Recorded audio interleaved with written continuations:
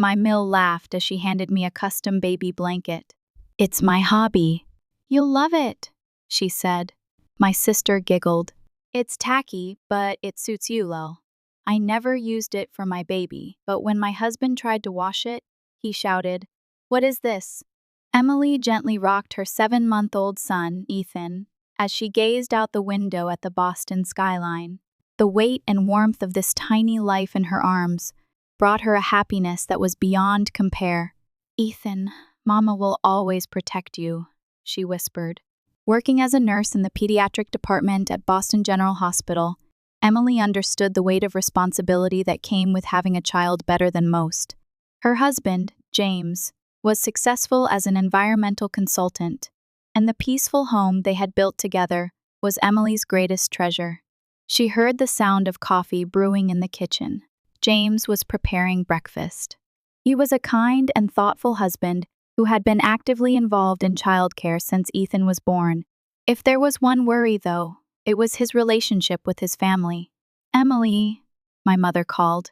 "She wants to stop by this afternoon," James said. Emily sighed softly at James's words. His mother, Susan, was pleasant enough on the surface, claiming to enjoy making things by hand and constantly bringing gifts. However, her creations were always shoddy, sometimes completely unusable. Just last month, she had knitted a sweater for Ethan that had sleeves of different lengths and a neck opening too tight to put on. "Rachel's coming too," he added. "Can you imagine making $10,000 a month just from YouTube, all from home?" That's exactly what I did with art history, no face, no voice. Check the link in the description if you're curious. Emily's expression darkened further at the mention of James's sister, Rachel. She affirmed everything her mother did and didn't even try to hide her snide remarks toward Emily. "It'll be fine." "Mom just wants some attention," James said. But Emily knew it wasn't that simple.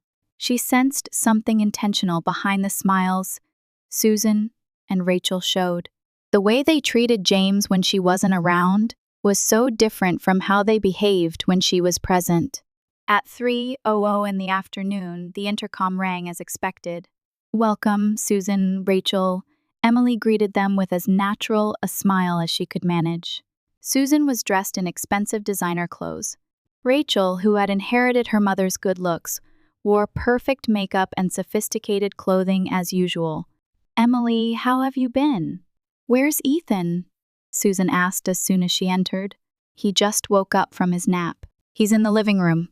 When they entered the living room, Susan's face lit up at the sight of Ethan in James's arms.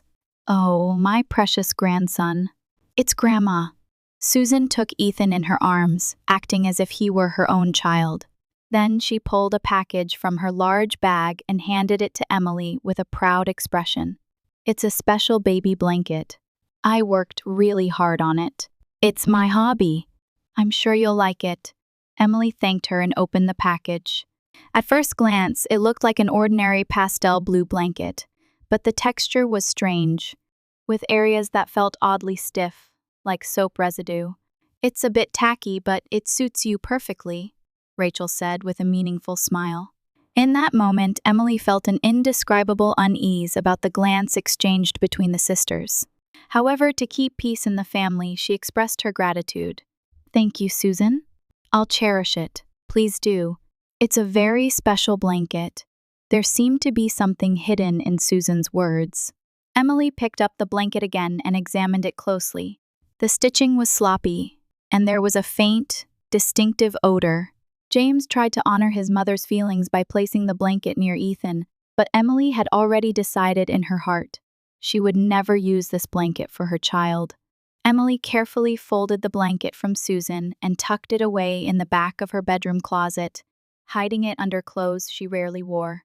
She had already prepared several soft, safe, organic cotton blankets for Ethan. As a professional nurse, she was extremely careful about what she used for her baby. "I'll just bring it out when Susan visits," she told herself.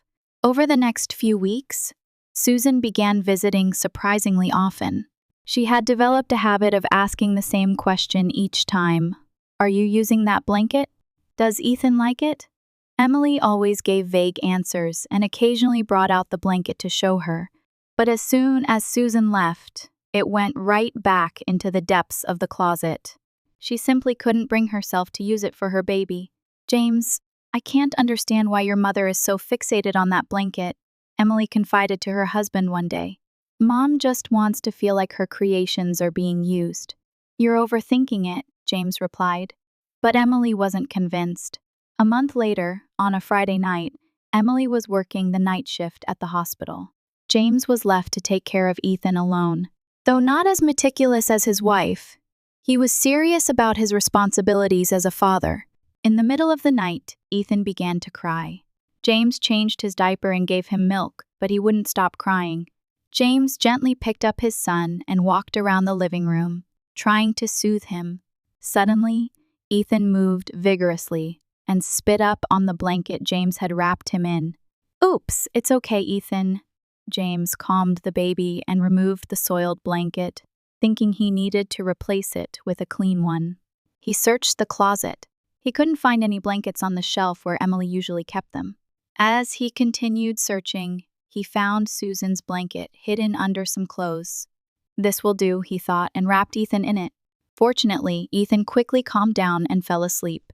The next morning, when Emily returned from her night shift, James was preparing breakfast in the kitchen. Ethan was sleeping peacefully in his crib. Good morning. Emily kissed James. How was last night? It was fine. He spit up a little, but no problem, James answered with a smile. Oh, I need to wash the blanket Ethan was using. Emily went to check on Ethan and smiled at the sight of her sleeping son. Then she casually glanced at the crib and noticed Susan's blanket. She gasped. James, why did you use this blanket? James turned around, surprised by Emily's tone. Ethan spit up, so I replaced it with this one I found in the closet. Is there a problem?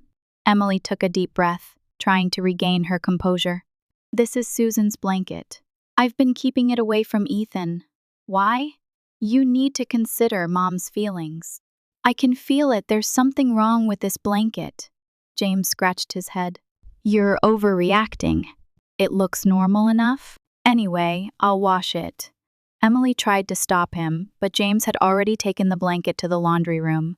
She was tired, so she decided to lie down for a while. Ethan was sleeping safely, and washing the blanket shouldn't be a problem, she thought. Several hours later, Emily was awakened by a shout. Emily, look at this! James's voice contained obvious distress. Emily rushed to the living room where James stood trembling, holding the blanket spread out in his hands. Emily froze when she saw the blanket. The blanket, discolored by water and heat, clearly revealed a hospital logo and symbols. The words biohazard processed in red and medical waste identification codes were clearly visible. This blanket was medical waste. It could contain hazardous substances. Emily instantly understood with her nurse's knowledge. What? James looked at his wife with disbelief. Do you mean, did Mom deliberately? Emily quickly grabbed her cell phone and contacted her friend, a pediatrician. Although Ethan had only been in direct contact with the blanket for a short time, tests were necessary just in case. I need to take Ethan to the hospital right away, Emily said, her voice trembling. You call Susan and ask her to explain what this is. James shook his head as he stared at the blanket. I can't believe it, Mom doing something like this. The pediatric outpatient department at Boston General Hospital was busy, even on a Saturday afternoon. Emily was embarrassed to face her colleagues, but she put her son's health first. Her friend, Dr. Lisa, immediately escorted Ethan to an examination room after hearing the situation. It's going to be all right, Emily. We'll run tests right away, Lisa said, maintaining both her professional coolness and the warmth of a friend. Emily had dealt with many emergencies as a nurse, but when it was her own child in danger, it was difficult to maintain professional composure. She tried to hide her trembling hands as she watched Ethan laughing on the examination table. It's good. The contact time was short, Lisa said as she looked at the test results. There are no symptoms at this point. We've done blood tests as a precaution, but the results won't be back until tomorrow. We need to know more about the materials and processing of that blanket.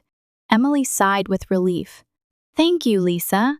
I'm so sorry about this on a Saturday. What are you saying? This is a serious matter. Lisa frowned. Where did that blanket come from? A gift from my mother-in-law. You're kidding. Lisa's eyes widened. She deliberately gave you something like this? At that moment, Emily's phone rang. It was James. Emily. I called Mom.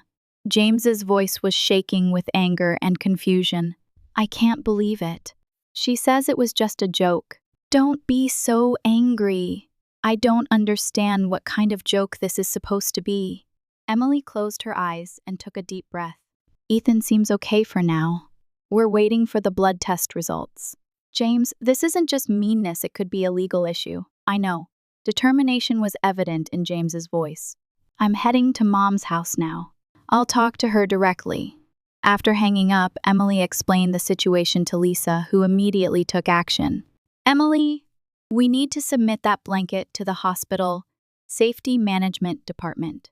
Misappropriation of medical waste is a serious issue. Emily nodded. I want to investigate too. Susan used to work as a nursing assistant at a different hospital.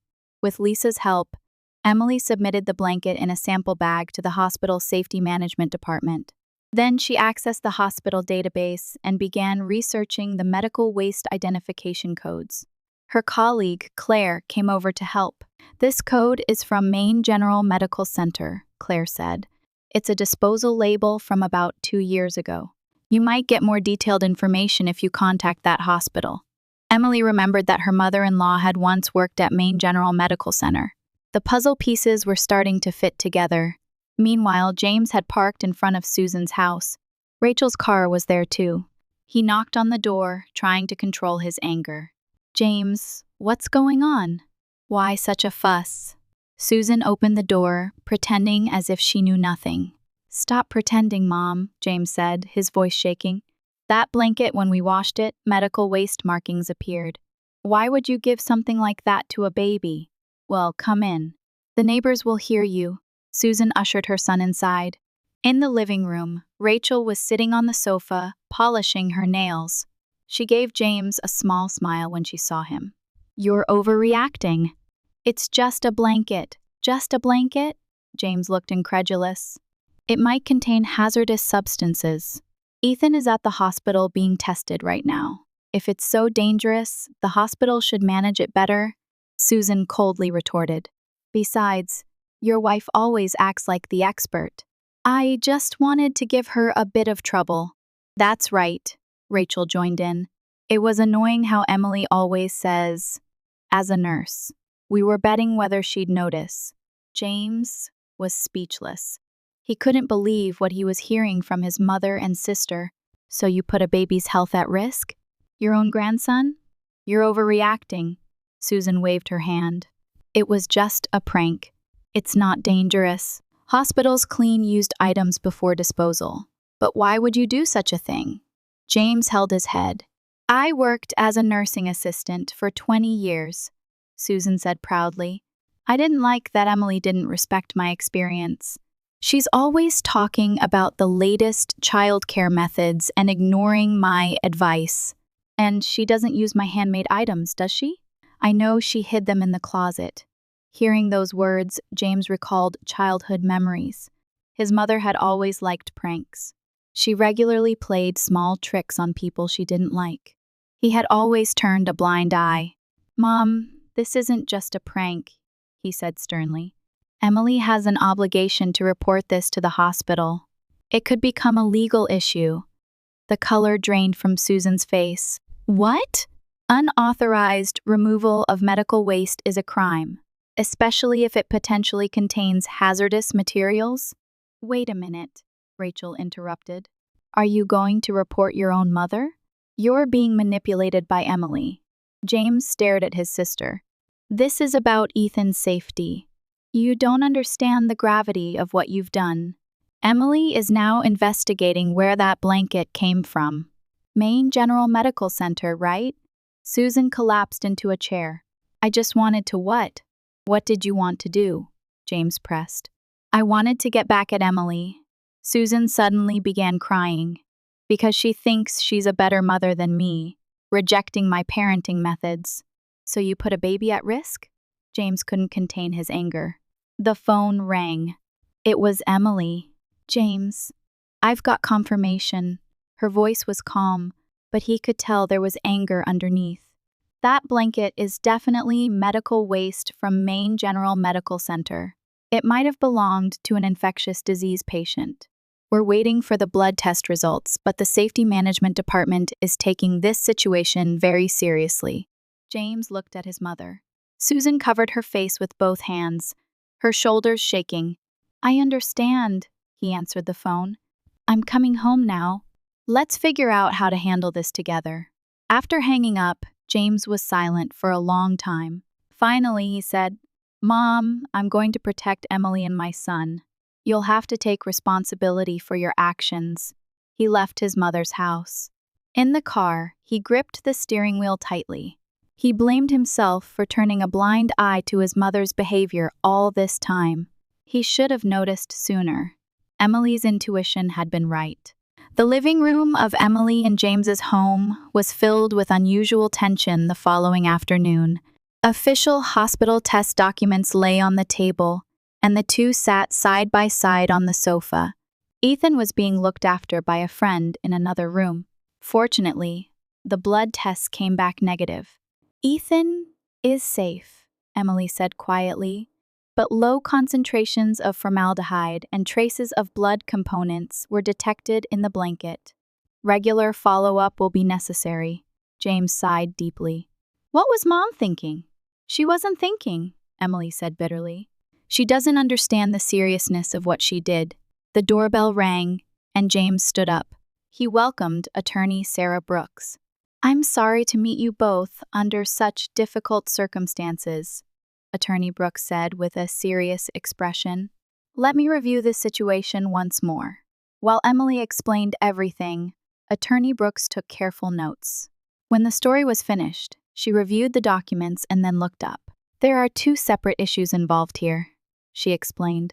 One is a civil matter, the fact that your child was put at risk. The other is a criminal matter, the unauthorized removal of medical waste.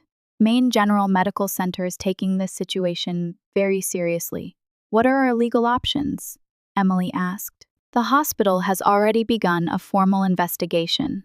If there's evidence that Susan deliberately removed medical waste, there could be criminal charges. You, as victims, need to decide whether to press charges. James frowned. I don't want to put my mother in jail. I just want her to take responsibility. I understand, Attorney Brooks replied gently. Apart from legal options, think about what you want to achieve. While they were talking, a cell phone rang. The screen showed Susan. James hesitated for a moment, but answered. James. Susan's voice sounded smaller than usual. I called the whole family. Could you come to the house this evening? I want to explain. James looked at Emily and Attorney Brooks. They both nodded slightly. All right. I'll come at 5:00 p.m. Emily and James arrived at Susan's house. Several cars were parked outside, showing that the extended family had gathered. For safety, Ethan had been left with Emily's parents. Are you okay? Emily squeezed James's hand.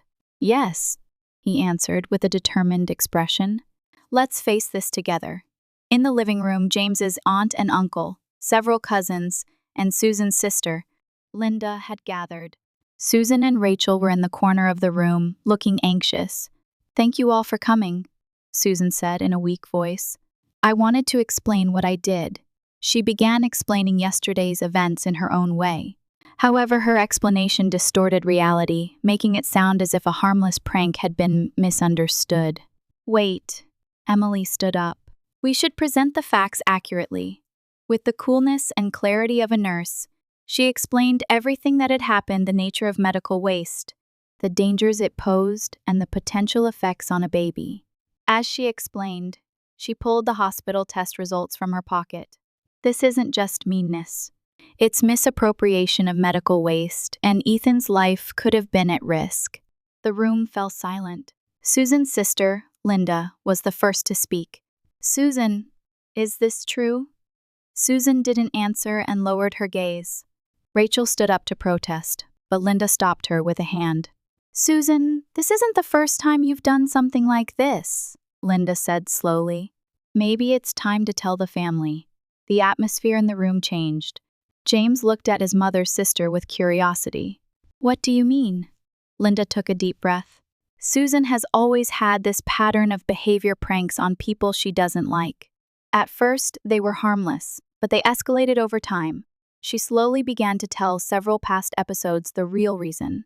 Susan's ex-husband, James's father, decided to divorce, troubles at multiple workplaces, and several strange coincidences that had been rumored among relatives.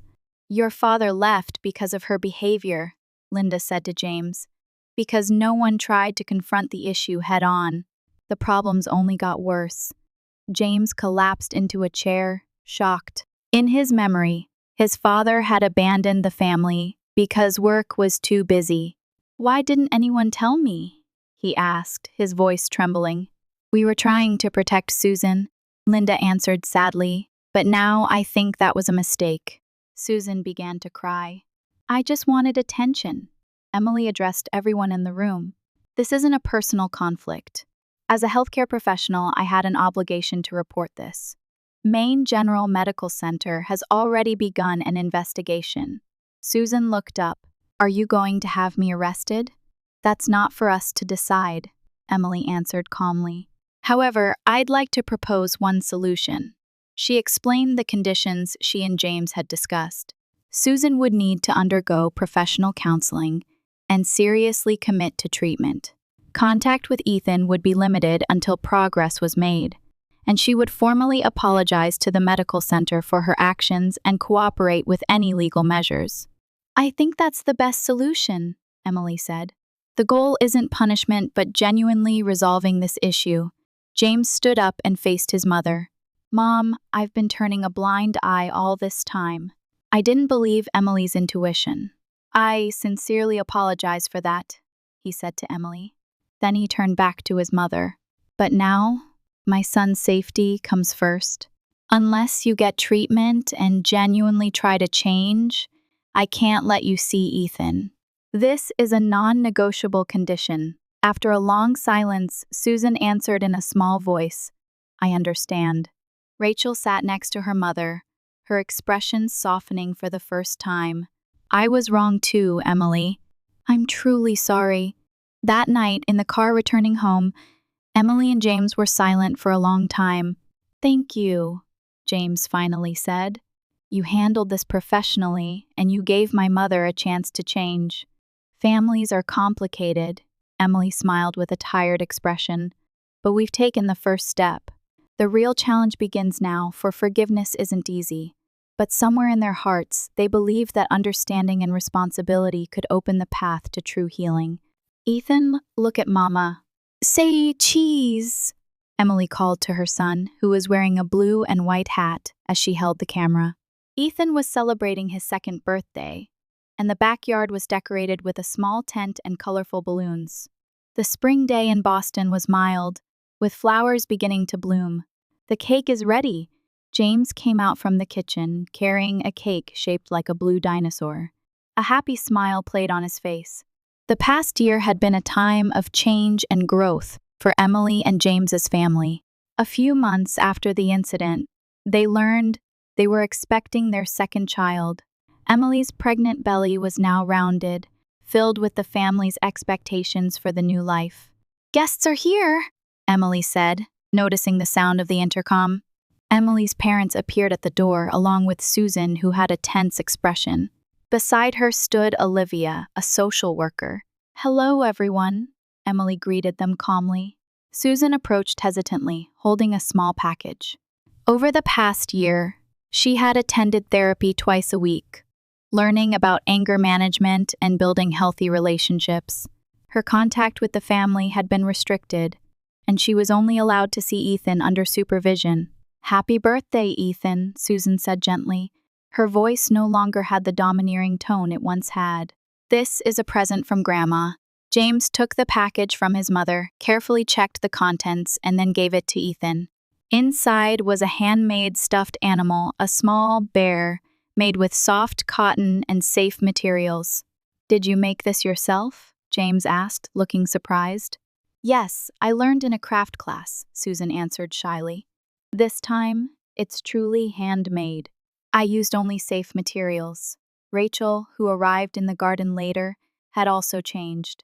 Instead of flashy makeup and expensive clothes, she wore a simple dress, and her previous hostility toward Emily had disappeared. "Emily," Rachel called hesitantly, "let me know if there's anything I can help with." As the party progressed, Emily stood in the corner of the garden, observing her family. James had grown as a father and had developed his own strong opinions.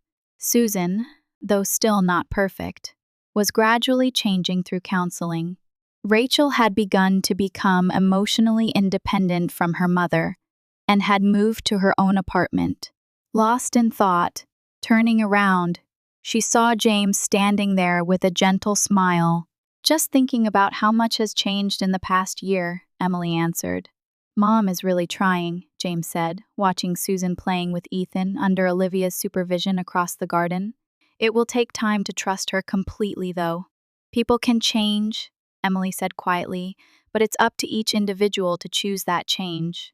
"That's right." James put his arm around his wife's shoulder. "If you hadn't handled it calmly that day, we might not be here today." Emily smiled. "I responded not just as a nurse, but as a human being. A person's true value lies in the courage to acknowledge mistakes and try to change." As dusk approached, the entire family gathered around the table to celebrate Ethan's birthday. Repairing damaged relationships is a long journey, but this day symbolized a new beginning. Emily placed her hand on her belly, feeling hope for the future. She knew that while family shapes aren't perfect, with understanding and forgiveness, new bonds can form. The blanket was still kept in the hospital's safety management department, but ironically, the changes it brought had woven new threads into their lives.